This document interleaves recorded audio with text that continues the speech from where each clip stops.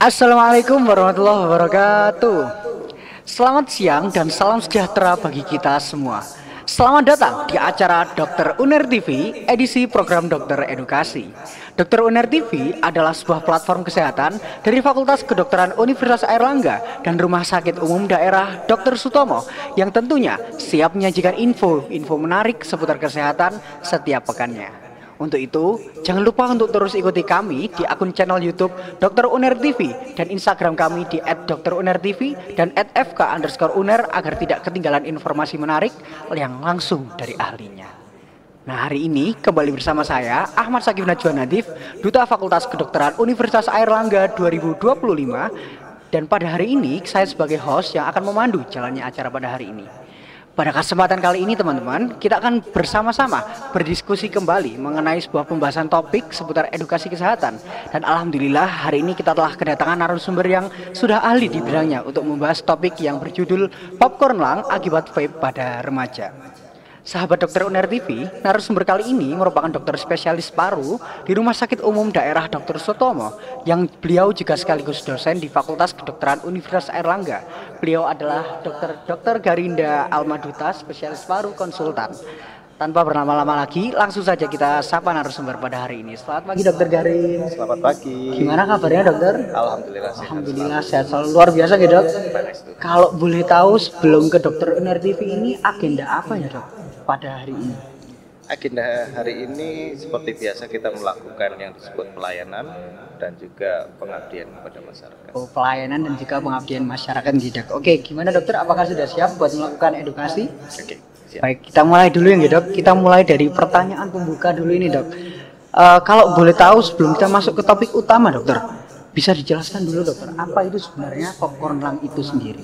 Popcorn lung. Popcorn lung dokter. Ya, popcorn lung. Ya, sebelum kita masuk ke apa itu popcorn lung, sepertinya tema hari ini cukup relevan ya. Relevan dengan tema yang Hari Tanpa Tembakau Sedunia yang telah kita lewati kemarin di bulan Mei.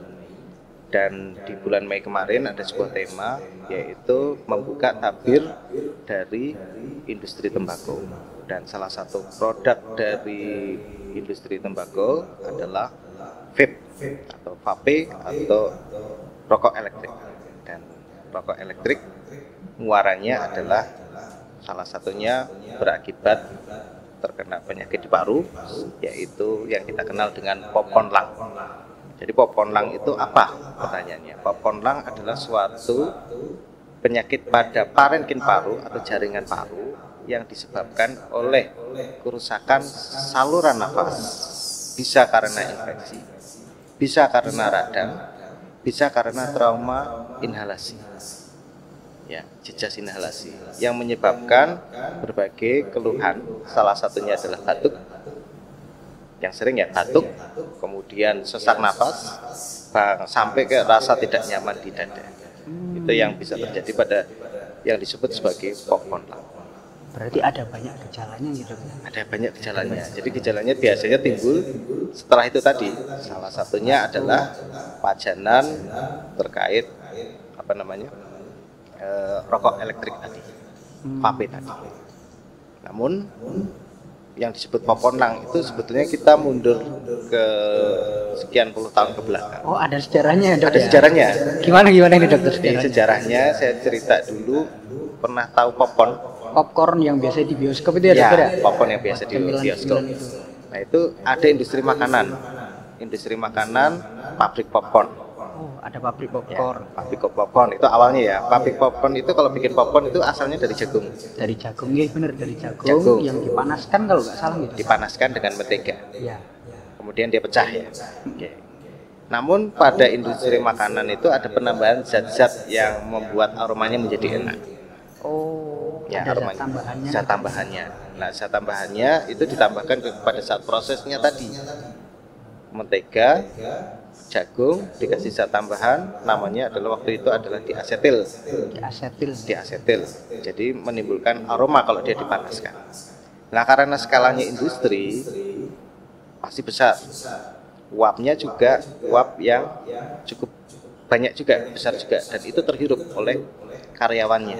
Oh, berarti dari awalnya pabrik yang ditambahi popcorn, ditambahi zat-zat tertentu, uapnya menyebar dan dihirup oleh karyawannya dalam skala yang lumayan besar gitu. Ya, bukan di dalam ruangan ya, di dalam ruangan tempat kerja itu terhirup. Nah, terjadi angka kejadian luar biasa. Kenapa kok banyak yang mengeluhkan batuk atau sesak atau masuk rumah sakit? Karena sakit paru terutama. Setelah diteliti, kemudian ada gambaran kelainan pada parunya. Dan setelah ditelusur ke belakang, ini merupakan suatu penyakit akibat kerja sebetulnya. Dan ini adalah zat yang kuat sebagai penyebab adalah diasetil. Dan itu nama penyakitnya adalah, kalau secara medis disebut sebagai bronkiolitis obliterans, tetapi secara awam dikenal sebagai popcorn lung atau paru popcorn. Paru popcorn. Kalau boleh tahu nih dokter, kan ini kita baru bahas tentang sejarahnya popcorn lung tadi ya, dok. Kalau yang di masa kini, apa ini dok yang membuat popcorn lung ini mulai berkembang? Kan ini bisa mulai banyak ini dokter, kasus-kasus ada masyarakat yang kena popcorn lung dan lain sebagainya. Jadi apa yang menyebabkan popcorn lung ini bisa berkembang begitu pesatnya sekarang, dok? Ya. Baik, jadi beberapa literatur kalau kita sebagai tenaga kesehatan, tenaga medis pasti berbasis evidence ya, berbasis bukti. Salah satunya banyak laporan-laporan kasus di jurnal yang melaporkan terkait dengan satu, cedera paru akut akibat salah satunya adalah vaping atau kebiasaan menggunakan vape atau rokok elektrik. Kemudian laporan-laporan itu menunjukkan bahwa ternyata kebiasaan menggunakan vape atau vape itu menyebabkan kejadian peningkatan, berhubungan dengan peningkatan kejadian popcorn lung. Sebenarnya tidak langsung ke popcorn lung, tapi menyebutnya kejadian yang disebut bronkiolitis obliterans, dan itu adalah mirip identik dengan yang disebut sebagai popcorn lung. Berarti karena sekarang vape udah mulai marak, terus juga dibuktikan dengan jurnal ilmiah bahwa para pengguna vape ini juga telah terbukti meningkatkan gejala popcorn lung ini gitu. Ya, jadi ada beberapa laporan pengguna pengkonsumsi mengalami ada beberapa gejala dan datang ke rumah sakit, dan itu dilaporkan mengalami keluhan gejala dan diagnosis sebagai bronkiolitis obliterans atau popcorn lung. Wah, kalau boleh tahu nih dok, boleh dijabarin dokter, apakah dari semua pengguna vape, kalau setahu saya nih dok, vape itu ada banyak jenisnya. Apakah dari semua jenis vape itu semua berisiko sama bisa terkena popcorn lung ini? Apa ada vape khusus yang mungkin ini bisa menyebabkan gejala lebih tinggi atau memang sama dari awal? Oke, berbagai jenis vape ya. Iya dokter. Saya cerita dulu deh kalau gitu. Wah, boleh, menarik ini dokter. Jadi sebelum kita sebagai tenaga kesehatan juga harus mengetahui apa yang terjadi di masyarakat ya. Jadi negara kita terkenal sebagai negara dengan pengkonsumsi rokok 3 besar di dunia. 3 besar di dunia? Iya, pengkonsumsi rokoknya, tembakau ya. 3 besar itu bersama Cina dan India. Cina, India, Indonesia. Ya, ada itu. Siapa yang nomor satunya kita nggak usah bahas itu. Nah, sebetulnya apakah rokok itu ada berbagai macam yang kita sebut sebagai HPTL. HPTL. Ya, hasil pengolahan tembakau lainnya. Pernah dengar? Mungkin baru beberapa kali dengar, tapi ya. Jadi kalau kita berbicara rokok yang ada di masyarakat yang dijual mungkin secara umum itu kita mengenalnya sebagai sigaret. Sigaret itu sebetulnya adalah rokok konvensional. Konvensional itu rokok dibakar. Ya, sederhana itu aja, rokok dibakar. Daun tembakau dibakar. Jadi turunan pertamanya adalah daun tembakau yang dibakar. Daun tembakau yang dibakar itu ada yang disebut cerutu, ada yang disebut kretek, ada yang disebut kretek filter dan sebagainya. Ada banyak. Ada klopot juga mungkin yang menggunakan daun jagung mungkin. Itu dianggap sebagai rokok konvensional. Rokok konvensional itu berikutnya adalah ada yang juga disebut sebagai rokok dengan pemanasan cairan yang mengandung tembakau. Oh, dipanaskan ya? Ya, dipanaskan cairannya. Jadi itu generasi berikutnya, contohnya adalah mungkin pernah mendengar sisa. Oh, sisa. Sisa itu kan apa? Air dipanaskan, uapnya dihirup. Nah, Yang tadi disebut sebagai vape itu termasuk dalam golongan ini. Oh, yang terbaru berarti itu. Itu belum terbaru. Ada lagi yang ada lagi. ada lagi. Itu yang nomor 2 itu kalau vape itu ada di kelompok yang kedua, cairan yang dipanaskan. Baik itu mengandung tembakau atau tidak mengandung tembakau. Nanti kita ngobrol yang kedua ini ya. Karena fokusnya di yang kedua. Yang ketiga, generasi ketiga adalah rokok dengan pemanasan serbuk tembakau. Jadi ada lagi yang disebut sebagai HNB, heating not burn. Heating not burn itu artinya dipanaskan tapi tidak dibakar. Itu variasi rokok yang sekarang. Mungkin kalau saya nggak harus menyebutkan merek ya, takutnya. Kalau sering lihat di jalan ada istilah rokok tanpa asap. Oh iya. Ya itu sebenarnya bukan berarti tanpa asap. Itu daun tembakau dipanaskan ya, 300 derajat, uapnya itu yang dihirup, dikonsumsi. Oh, walaupun tidak menimbulkan asap tapi tetap ada asap sebetulnya. Nah, asapnya itu lembut, mungkin nanopartikel atau PM2,5 lembut sekali. Nah, saya fokus yang kita lagi bahas yang kedua. Yang dipanaskan adalah tadi suatu cairan. Vape ya, vape itu memanaskan cairan membentuk vapor. Nah, asal mula istilah vape itu mungkin dari situ. Karena terbentuk vapor. Vapor itu adalah uap. Jadi itu nanti dibagi dua. Yang ada yang disebut electric non-nicotine delivery system. Ada juga yang disebut electric nicotine delivery system. Nanti kita ngobrol. Jadi vape itu cara kerjanya adalah memanaskan cairan yang mengandung zat-zat tertentu dan dikonsumsi oleh pengguna. Nah, cairannya itu isinya apa gitu. Nah, cairan itu salah satunya yang tadi berhubungan dengan popcorn itu salah satunya ada yang mengandung diasetil. Kembali diasetilasi. Salah satunya atau turunannya atau senyawa sintetiknya ada butil pamorat gitu. Terus ada juga zat pelarutnya itu bahkan mengandung yang disebut karsinogenik, formalin itu ada. Jadi yang dilarutkan itu adalah zat pelarut, dikasih mungkin nikotin atau non nikotin, tapi juga ada zat-zat perasa lainnya, senyawa aromatik, dan itu yang dipanaskan. Tambah lagi kadang-kadang baterainya bocor. Oh, bisa bocor gitu? Ya, baterainya alat itu, pemanas itu bocor. Baterainya ikut dipanaskan, ikut dihirup oleh penggunanya. Nah, saya fokus ke zat-zat yang bisa menyebabkan popcorn lung itu tadi. Nah, zat-zat yang dihirup tadi masuk ke dalam saluran nafas, ya, saluran nafas itu. Kemudian terhirup sampailah ke, kan ada saluran nafas atas, saluran nafas bawah, sampai ke kantung udara yang kita sebagai alveoli dan menembus alveoli. Nah, itu sampai ke sana. Dalam berarti. Dalam. Dan pada saat zat tersebut, baik itu zat yang ada di dalam apa namanya, pelarut itu tadi, dia ketika masuk ke dalam tubuh timbul reaksi-reaksi, baik reaksi lokal, membentuk radikal bebas, atau terjadi proses kekebalan tubuh, terjadilah proses radang di situ.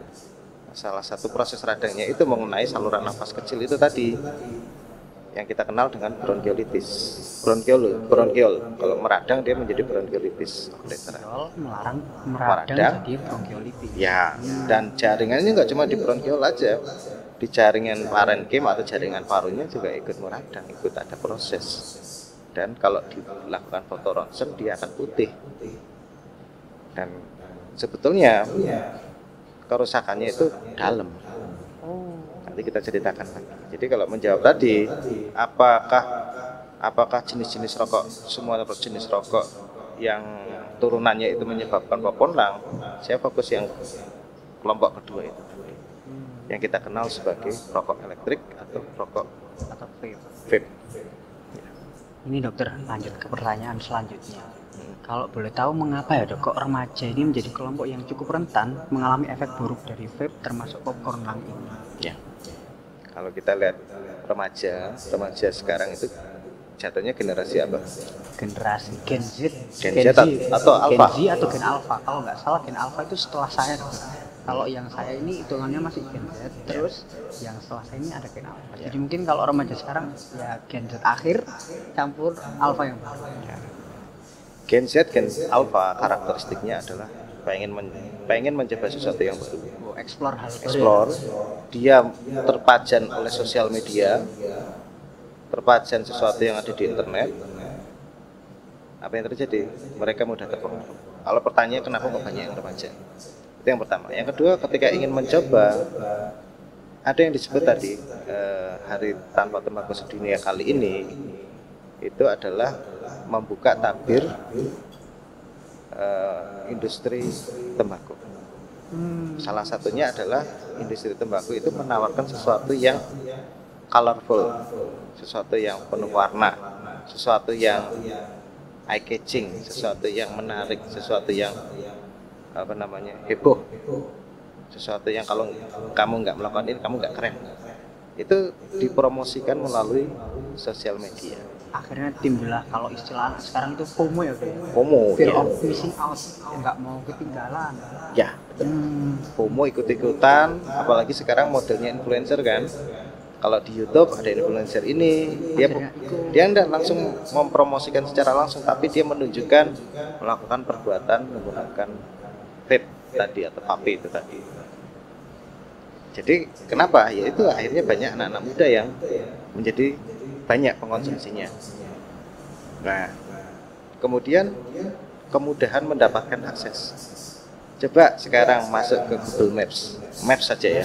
Google Maps. Ya, Maps. Ketikkan aja Vape Store. Oh, langsung udah banyak itu. Udah banyak. Dan mereka seperti halnya mudah sekali, seperti datang ke warung saja untuk mengkonsumsi. Nah, kan mereka kalau nggak bisa beli, sewa. Oh, ada sewa? Ya, ada sewa. Jadi kalau tadi pertanyaan kenapa anak muda banyak ini, harganya ada yang relatif, ada yang murah sampai mahal ya tadi ya. Dari jenis-jenis produk tembakau turunan itu tadi ada yang murah sampai mahal. Dari cartridge-nya, dari baterainya, dari cairannya. Akhirnya semua kalangan bisa ya, begitu. Semua kalangan ya. Jadi itu akses yang terjadi. Jadi kita harus memahami, ini buat bapak-bapak atau ibu-ibu yang di rumah, kakak-kakak yang punya adik, hati-hati. Karena bisa jadi mereka tidak punya alatnya, tetapi bisa jadi datang menyewa. Itu ada. Jadi bisa underground gitu ya. Atau pinjam-pinjaman dengan teman-teman. Nah itu, jadi kita mungkin tidak kaget kok banyak anak SD SMP kok sudah pakai vape. Kan baunya berbeda dengan bau rokok konvensional. Baunya lebih wangi, lebih aromatik. Harusnya orang tua mulai baunya aneh ya, wangi ya. Harus mulai kewaspadaan ya. Bisa jadi mengkonsumsi atau mencoba-coba terkait dengan vape itu. Berarti awalnya gara-gara anak muda kan punya jiwa eksplorasi, terus juga terpapar banyak media sosial, akhirnya mereka ada sifat pengen mencoba itu. Termasuk juga ada dukungan dari banyaknya akses kemudahan. Tokonya, terus juga ada harganya yang bisa banyak variasi dan lain sebagainya. Itulah yang menyebabkan remaja-remaja ini yang paling banyak rentan terkena corona. Kalau ini dokter, seberapa cepat kerusakan paru-paru ini bisa terjadi sejak orang mulai menggunakan vape? Jadi mungkin remaja yang coba-coba ini seberapa cepat itu bisa merusak paru-parunya? Ya. Jadi kita cerita dulu ke belakang ya. Sebetulnya fungsi dari paru itu kan untuk menghirup udara segar ya, menghirup udara segar, udara bersih, dan mengeluarkan karbon dioksida sebagai hasil metabolisme. Sesederhana itu. Ketika ada zat misalnya debu, asap, polusi masuk, pastinya kan ada pertahanan tubuh. Yang pertama bersin, kemudian batuk, karena tubuh itu sebetulnya tidak menginginkan zat-zat berbahaya itu. Tapi pada seorang yang perokok, seorang yang mengkonsumsi vape, dia dengan sengaja memasukkan kan sebetulnya, memasukkan zat yang berbahaya itu ke dalam tubuhnya. Pastinya zat yang berbahaya itu dimulai dari mulut atau hidung, itu dari awal ya, dari bibir, gigi, kemudian selaput lendir tenggorokan sampai selaput lendir yang ada di tenggorokan saluran nafas trakea, bronkus dan percabangannya itu kan pasti dilewati oleh zat berbahaya itu. Dan setiap zat berbahaya itu yang pertama mungkin awalnya ada silia. Ada silia. Ya, silia itu untuk apa? Melawan rambut-rambut getar yang melawan debu dan kotoran tersebut. Tapi begitu dimasukin zat berbahaya itu, silianya mungkin ada yang rusak atau sudah tidak efektif lagi. Ya, akibatnya apa? Perlindungan terhadap bahaya-bahaya yang lain, entah itu kuman ataupun debu-debu yang lain menjadi berkurang. Akibatnya apa? Mudah terjadi, yang pertama ya, pada orang perokok mudah terjadi infeksi lokal. Sama juga dengan pengkonsumsi vape, mudah terjadi infeksi lokal. Kemudian vape cairan atau zat yang ada di vape yang teruapkan tadi, tervaporisasi itu tadi masuk, dia juga bereaksi dengan sel-sel yang ada di sepanjang di saluran nafas. Apa yang terjadi? Yaitu tadi ada reaksi radang, kemudian ada reaksi trauma, karena kan tetap ada panas kan yang dihirup, ada panas yang dihirup, dan tubuh sebetulnya tidak didesain untuk menghirup itu. Awalnya mungkin regenerasi ya, ada yang bisa regenerasi, ada yang tidak bisa regenerasi, ada yang mengalami mutasi terus bisa sampai nanti ujung-ujungnya juga kanker, atau paling dekat mudah infeksi. Di antaranya mungkin dapat terjadi penyakit paru obstruktif kronik di kemudian hari, atau timbul yang tadi radang pada bronkiolitis obliterans menjadi popon lung itu tadi. Jadi tubuh tidak didesain untuk memasukkan zat berbahaya itu tadi ya. Jadi walaupun awalnya tubuh bisa ngelawan, tapi lama-lama kelamaan mulai kalah gitu. Lawannya dengan batuk tadi. Makanya ada orang pertama kali ngerokok pasti biasanya batuk. Lama-lama pertahanannya mulai berkurang, los rokok. Ini kan tadi kita bahas itunya dokter, gimana seberapa cepat kerusakannya. Nah ini kalau misal ada orang yang aku terlanjur nih, aku ke teman, aku sebenarnya cuma coba-coba. Ini apakah mereka bisa disembuhkan atau gimana dokter ya? Jadi saya juga menambahkan tadi yang pertanyaan sebelumnya. Jadi kalau penyakit akibat vape itu ada yang bisa kondisinya akut, ada yang kronik. Oh, ada akut, ada kronik. Kalau saya bicara akut dulu ya, untuk menyambung pertanyaan berikutnya ya tadi. Akut itu ada yang disebut cedera akut paru akibat vape atau vaping. Kalau disebut sebagai Evali. Nama perempuan Evali. Apa Evali itu? Saya kurang tahu. Belum sampai blog itu. Electric vaping akut lung injury itu. Namanya Evali itu. Jadi itu yang terjadi. Evali. Nah, itu kondisi akut, biasanya masuk ke rumah sakit dalam kondisi sesak nafas. Kalau dirunut ke belakang ada kebiasaan menggunakan vape, tiba-tiba dia sesak nafas. Bahkan sampai ke kondisi yang disebut gagal nafas. Gagal nafas. Nah, kalau kondisi kroniknya apa? Kondisi kroniknya pada tahun ya dia akan sering mengalami bronkitis, mungkin bronkiolitis, atau ke depan menjadi PPOK, mungkin menjadi bronkiolitis obliterans tadi, popon lung itu tadi, bahkan ujungnya sebagai kanker paru. Nah, menyambung pertanyaan tadi yang kedua sebagai ini dokter, gimana kalau cara kita menyembuhkan, apa langkah awal yang harus kita lakukan? Langkah awal yang harus kita lakukan, satu, pahami dahulu risikonya. Jadi kita mengenal yang disebut upaya berhenti merokok, yaitu program berhenti merokok yang kita tawarkan kepada klien untuk berhenti merokok. Jadi biasanya kita harus melakukan profiling dulu. Jadi kalau pertanyaannya apa yang harus kita lakukan supaya berhenti kan? Ya satu, kita kenali dulu, kalau saya dari sisi dokter kenali dulu atau konselor profil seorang perokok. Perokok itu ada profilnya, dilakukan profiling. Dia tingkat adiksinya tinggi atau tidak apakahnya. Kita harus kenali dulu ya. Kenali tingkat adiksinya. Kemudian skala motivasi. Oh, merokok ada motivasinya? Bukan, skala motivasi untuk berhenti merokok. Oh, seberapa tinggi kemauannya buat berhenti? Ya. Jadi pertanyaannya adalah ketika tadi ingin berhenti, maka saya akan balik dulu. Profilnya dia seperti apa seorang perokok, terus seberapa berat tingkat adiksinya dia. Kita ada kuesioner sebenarnya, bisa dilakukan pertanyaan.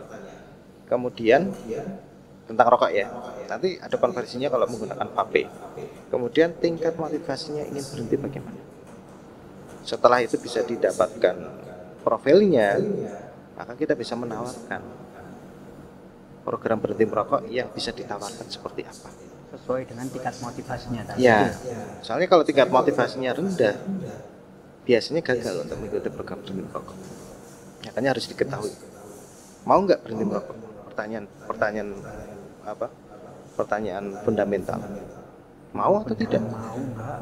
Mau apa? Gitu. Nah, sedalam apa maunya? Itu ada pertanyaan. Namanya Horn Motivation Scale. Ya, jadi harus dikenali dulu. Nah, barulah kita bisa melakukan intervensi. Intervensi itu macam-macam. Ada yang farmakoterapi, ada yang non farmakoterapi. Farmakoterapi maksudnya menggunakan alat bantu ya, biasanya obat. Non farmakoterapi itu biasanya menggunakan metode-metode, misalnya psikoterapi atau layanan konseling lah katanya, sampai menggunakan alternatif atau teknik-teknik bagaimana menghadapi kecanduan terkait rokok. Misalnya kalau saya kecanduan rokok atau kecanduan vape itu kan ada di mana? Salah satunya kan nikotin. Nikotin yang buat candu. Ya, membuat candu itu adalah nikotin. Kita belum bahas tadi nikotinnya ya, kita langsung bahas vape-nya. Di dalam vape itu kan ada zat nikotin, tetap ada zat nikotin kan. Ada yang mengandung nikotin, ada yang tidak mengandung nikotin. Tetap ada zat nikotinnya. Betul kan? Betul. Nah, nikotin itulah yang salah satunya menyebabkan adiksi. Walaupun mungkin juga ditambahi dengan zat-zat yang membuat adiksi yang lain kan kita tidak tahu. Karena pabriknya kan tidak melalui pemeriksaan yang transparansinya. Kita nggak tahu kalau ditambahin misalnya kanabis, ganja, kita kan nggak tahu. Ada juga laporan bahwa ternyata ditemukan kadar metamfetamin atau sabu di dalam cairan yang dijual. Kan kita nggak tahu. Nah, kita kembali ke yang itu tadi, skor adiksinya. Kenapa anggap aja karena nikotin, kita harus profiling dulu. Profiling itu tadi, merokoknya seperti apa, menggunakan alat rokoknya apa, zat yang dikonsumsi apa, jam-jam berapa saja dia melakukan konsumsi rokok atau vape itu tadi. Nah, itulah yang nanti dilakukan intervensi. Berarti yang pertama kita harus profiling dulu, kemudian yang kedua kita cari tahu seberapa tinggi nih teman-teman di rumah motivasinya kalau mau berhenti rokok, tingkat adiksinya, terus skala motivasinya.